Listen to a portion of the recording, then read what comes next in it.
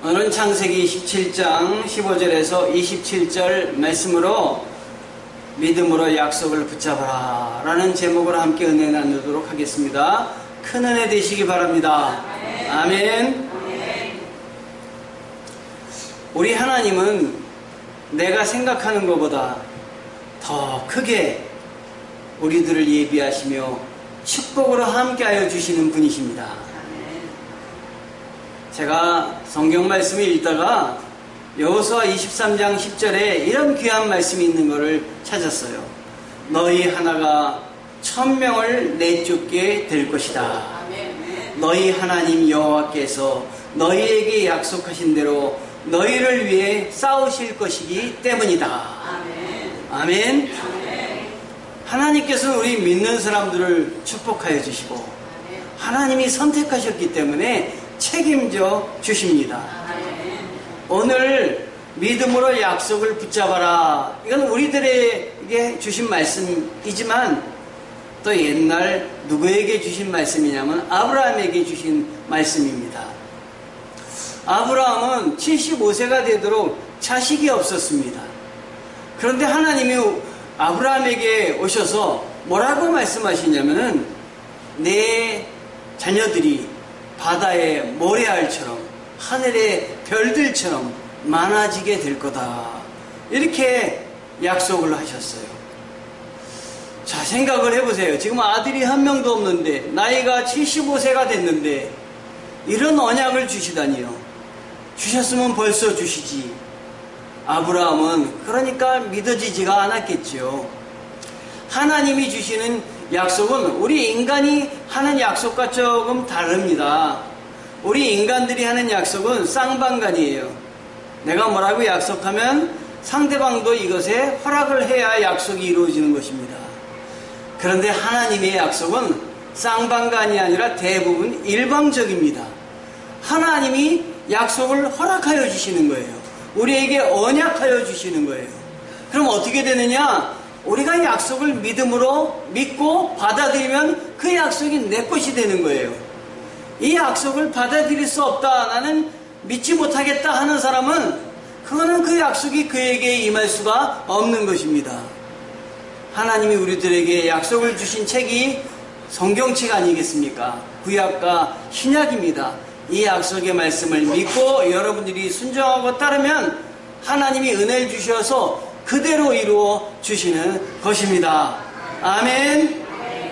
자, 그러니까 여러분이 약속을 믿고 그 약속을 굳게 따르셔야 되는 것입니다.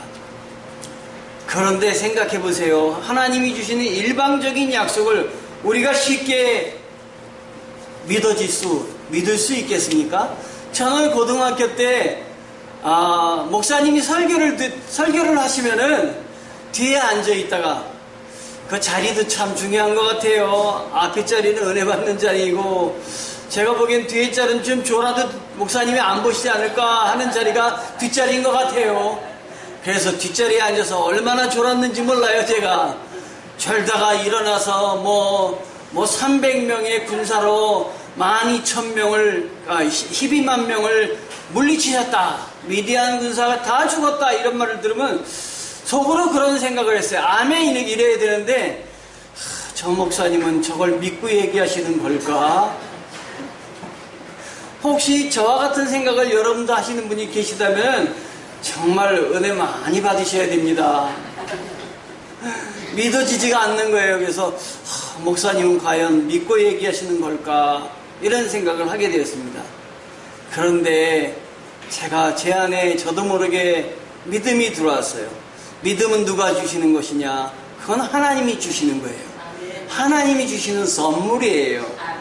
그래서 믿음을 뭐라 그러냐면 은총이라 그럽니다. 은총. 주님이 은총을 베풀어 주셔서 우리에게 믿음을 허락하여 주신 거예요. 그거 어떻게 내가 믿겠습니까? 하나님의 놀라운 일들, 그 크신 하나님을 이 좁은 나의 눈과 나의 소견으로 어떻게 알겠습니까? 그러니까 내 힘으로는 안 되는 거예요. 신앙은요. 하나님이 은혜 베푸셔야 가능한 것입니다. 여러분, 여기 계신 분들은 하나님의 은혜를 듬뿍 받으시기 바랍니다. 아멘. 아멘. 그래서 75세 때 이 말을 듣고 아브라함이 드디어는 이제 길을 떠나기 시작을 합니다. 떠나라 이런 얘기를 듣고 갈대오로 아비집을 떠나서 하란으로 이주를 합니다. 그런데 아들을 주시겠다고 하시는 말씀은 받았는데 아들을 주시기는커녕 요원한 거예요. 그래서 몇 살까지 지나왔냐면 84살, 84살까지 지나온 거예요. 그래도 아들이 없는 거예요. 그러니까 인간적인 생각으로 어떤 생각을 했느냐. 75살 때 바다에 모래알같이 되게 해주시겠다고 하셨는데 벌써 10년이 지났습니다. 이제 하나님이 아무래도 약속해 주신 것이 잘못 약속해 주신 것 같습니다. 그러니 우리 아내는 이제 애를 낳을 수 없고 하니 아내하고 합의를 해가지고 여보 내 종 중에 아리따운 하갈이란 종이 있으니 그 종을 내가 후처로 넣어 드릴 테니 그 후처하고 합방을 하셔가지고 아들을 낳아 주소서. 그러다 보니까 그럴듯한 것 같아요. 그래 그럽시다. 이렇게 해가지고 합방을 하고 드디어 아기를 갖게 돼서 그 다음에 아들을 낳게 됐는데 그 아들의 이름을 이스마일이라고 한 것이에요. 참 안타깝죠. 기다려야 되는데 기다리지 못한 거예요. 그런데 우리가 성경의 내용을 알고 있으니까 기다리지, 조금만 더 기다리면 하나님이 허락하실 텐데 이렇게 생각했을 텐데 실제로 이 일을 겪는 사람은 그런 생각을 할 수가 없는 거예요. 10년 동안 주시지 않았는데 주시겠어? 하는 생각을 하게 된 거죠. 그런데 하나님께서 아브라함이 이 사람이 이제 내 자식입니다. 저는 이 자식을 통해서 그냥 내 후사를 잇기를 원합니다. 이랬더니 하나님께서 뭐라 그러냐면 내 아내 사레로부터 난 자라야 내 씨이다. 내 아내에게 난 사람이 내 자식이 됐고 그 자식으로 말미암아 바다에 모래알같이 퍼질 거다. 이렇게 얘기하신 거예요. 그런데 그때 아브라함의 나이가 몇 살이냐면 99세예요, 세상에. 사례는 10살 차이니까 89세예요. 89세 어떻게 여자가 아이를 낳습니까? 불가능한 거죠. 지금 여기 계신 89세 이상 되신 분들은 지금 이렇게 계세요. 그런데 아브라함에게 이런 말을 할 때 아브라함이 어떻게 했냐? 겉으로는 네 그랬지만 옆으로 돌아서서는 웃었어요. 그랬더니 하나님이 또 너 웃었다 이렇게 얘기를 하시는 거예요. 그 얘기를 안 하셨으면 좋겠는데 아닙니다 그랬지만 사실 웃었어요. 아내도 웃었어요. 웃음이 나올 일이죠. 그런데 놀랍게도 하나님께서 사람은 믿지 않았으나 아까 하나님이 주신 은혜는 어떤 은혜라고 했습니까? 일방적인 은혜. 하나님이 일방적으로 그를 축복하셔서 아들을 낳게 도와주시고 그 아들의 이름을 뭐라 그랬느냐? 이삭이라고 그런 거예요. 이 이삭이란 이름의 뜻은 무엇이냐면 웃음이란 뜻이에요. 웃음. 그 가정에 웃음을 주셨습니다. 그는 못 믿어서 웃음을 하나님 앞에 하나님의 말씀에 웃음을 띄었지만 하나님은 그 가정에 웃음을 넘치게 아들을 허락하여 주신 것이에요. 아멘. 얼마나 감사합니까? 그런데 하나님께서 이렇게 하나님이 사명을 주시고 그럴 때 아브라함이라는 이름을 아브라함으로 바꿔줬어요. 아브라함은 하나님 앞에 엎드린다 이런 뜻인데 아브라함은 많은 나라의 아버지다, 존귀한 아버지다 이런 뜻이에요. 이렇게 이름을 바꿔주셨어요. 그 다음에 아브라함만 이름을 바꿔주신 것이 아니라 그 안에 사레의 이름도 바꿔주셨는데요. 사레라는 말은 나의 공주라는 말이에요. 영어로는 my princess, 나의 공주라는 말인데 이 말을 하나님이 사레에서 애자를 하나 띄셔가지고 사라 이렇게 바꿔주셨어요. 사라라는 뜻은 무슨 뜻이냐면 공주라는 뜻이에요. 그냥 이 사레가 나의 아내, 나의 공주, 나의 사랑하는 사람 이런 사람에서 이제는 뭘로 바뀌었느냐? 모든 사람의 사랑을 받는 모든 사람의 공주 이렇게 바뀐 거예요. 모든 나라의 어머니 앞으로 될 것이다. 왜냐하면 바다의 모래알같이 자손들을 아주 충만하게 해주시겠다 하셔서 그렇게 하신 거예요. 미국 사람들은요, 자기 아내를 영어로 뭐라 하냐면 하니라고 해요. 하니가 뭐냐면 꿀이란 이야기입니다. 그래서 하니 이러면 꿀꿀. 이건 뭐 한 번만 담으면 꿀꿀꿀, 어디 뭐 저쪽 무슨 우리 가면은 꿀꿀꿀꿀꿀 그런 동물이 있잖아요. 하니 my princess 이렇게 얘기한 거예요. 하나님께서 공주다 이렇게 얘기했는데도 아브라함은 하나님이 그 말씀을 하셨음에도 불구하고 뭐라 하냐면 사라라고 부르지 않고 자기 아내를 사레라고 불렀어요. 그는 자기 아내의 이름을 바꿔주신 하나님의 뜻을 잘 깨우치지 못했습니다. 그러니까 하나님이 일방적으로 은혜를 주셔서 아들도 주시고 이름도 바꿔주셨건만, 하나님이 은혜를 주셨구만, 이 아브라함은 아직도 옛날 습성과 옛날 생각과 믿음을 그렇게 크게 바꾸지 않았던 거예요. 하나님이 주시는 걸 그냥 따라갔을 뿐인 거예요. 여러분, 하나님이 은혜를 주실 때 마음을 활짝 열어서 믿음으로 아멘 하시고, 나는 하나님을 어디든지 따라가겠습니다. 내 좁은 생각으로 하나님을 알지 못하니까 하나님이 주시는 대로 믿겠습니다. 따르겠습니다. 이게 중요한 거예요, 여러분. 아브라함이 이렇게 성경 17장의 이야기를 쭉 보면은 이게 과연 믿음의 사람 아브라함인가 이런 생각이 들 때가 있습니다.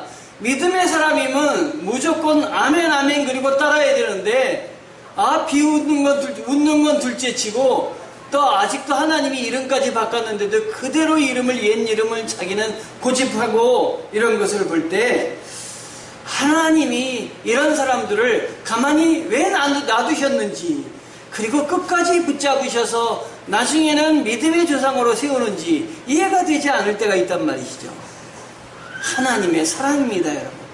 하나님이 우리를 사랑하여 주셔서 우리를 붙잡아 주시고 잘 되게 해주심을 여러분 믿어야 됩니다. 아멘.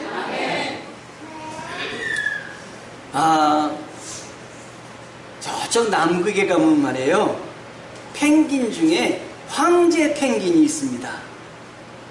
이 황제 펭귄은 펭귄 중에서도 가장 아주 고고해서 황제 펭귄이라고 그러겠지요.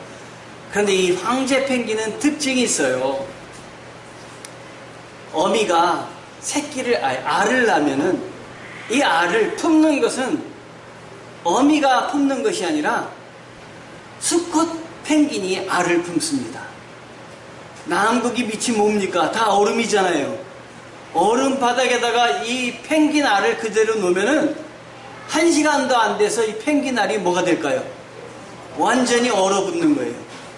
그러니까 알을 낳자마자 이 남자 펭귄의 역할이 뭐냐? 알을 인수받는 즉시 알을 어디다 올려놓냐면 자기 발 있죠? 발등에다가 알을 이렇게 올려놓습니다. 발 밑에다 놓으면, 땅바닥에 놓으면 어떻게 되는 거예요?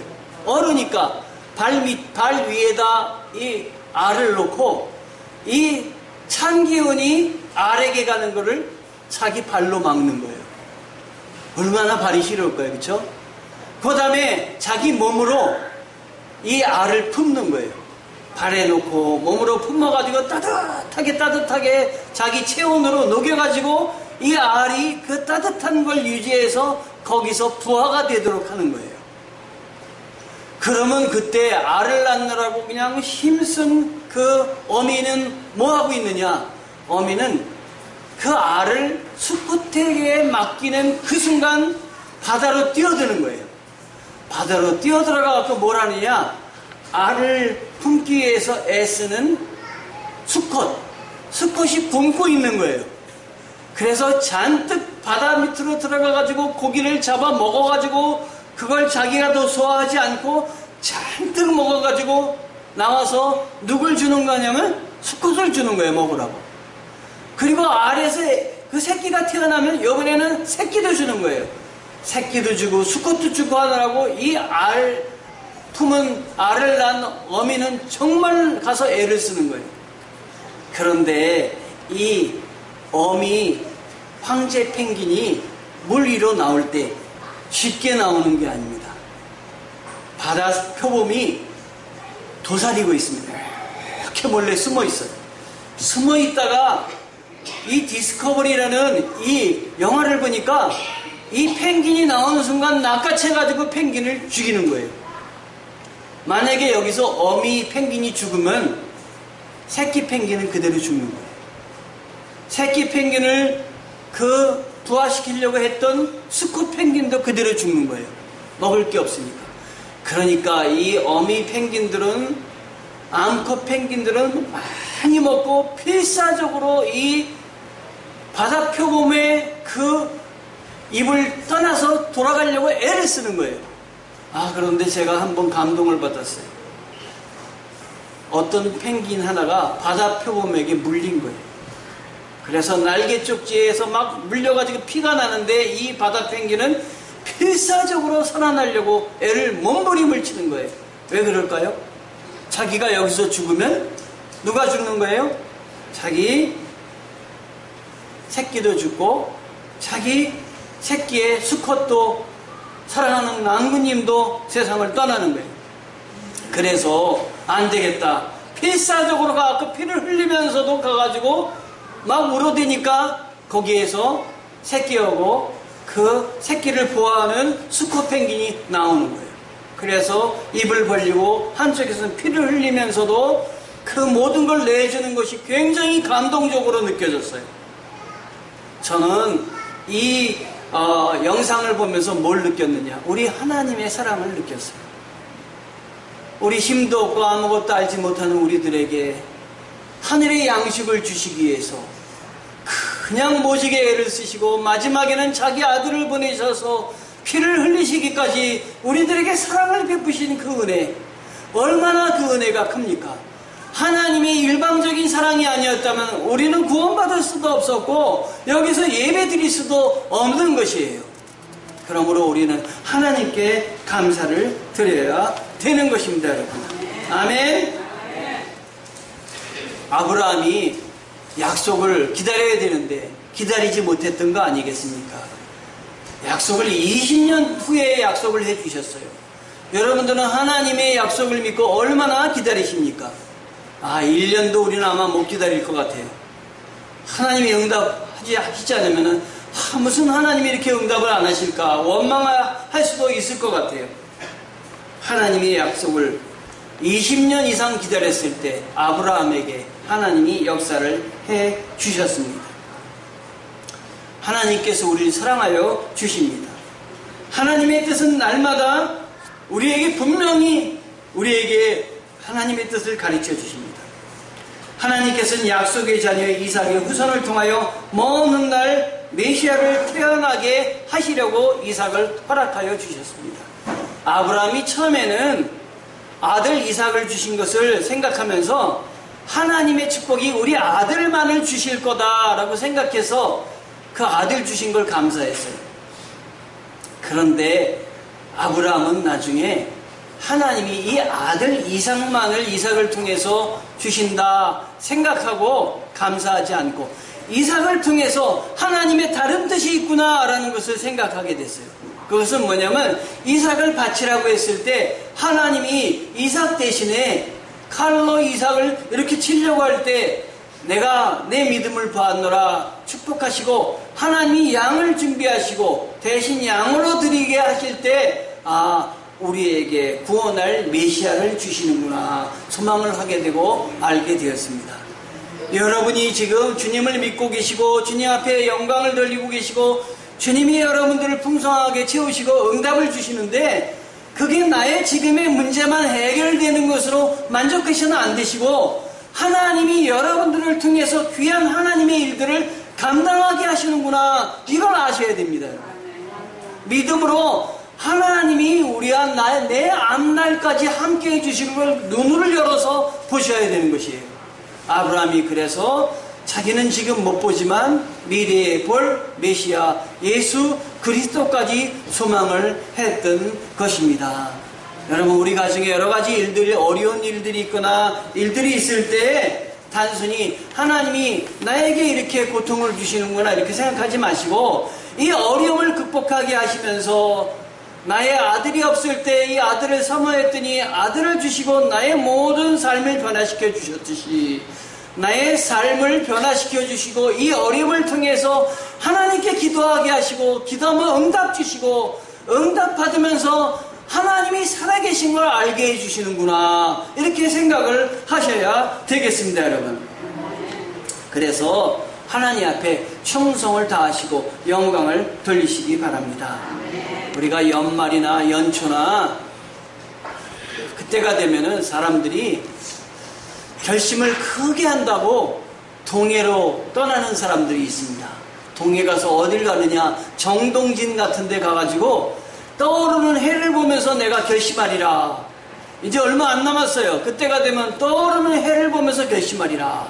동해로 못 가신 분 텔레비전에 떠오르는 해를 보면서 내가 내 마음을 다짐하리라. 이런 사람이 있는데 이렇게 떠오르는 해를 바라보면서 가겠다는 건 자기도 모르게 그 자기보다 큰 자연을 섬기는 거예요. 자연을 섬기면서 거기서 결심하겠다고 하는 것이에요. 이건 하나님을 섬기는 사람들의 자세가 아닙니다. 하나님은 새해나 어려운 것을 결단할 때나 누구에게 가야 되느냐? 하나님께 나아가야 되는 것이에요. 주님께 나아가서 주님 앞에 결심하시고 주님은 나보다 더 내가 못하는 일을 모두 다 해주실 수 있는 분이십니다. 내가 이 주님을 믿고 끝까지 섬기고 따라가겠습니다. 내가 주님에게서 인생의 문제를 해결하겠습니다. 나의 삶 여기까지 도우신 하나님은 에베네셀의 하나님이십니다. 지금도 나와 동행하시고 늘 동행하시는 임마누엘의 하나님이 바로 하나님이시며 우리 주 예수 그리스도이십니다. 아멘.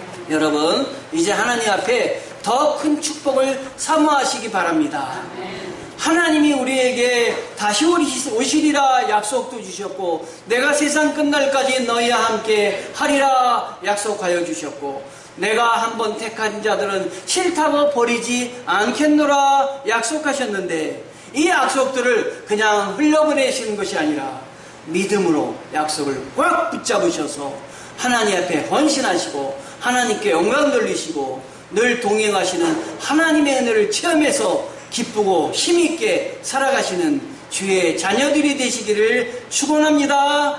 아멘. 기도하시겠습니다.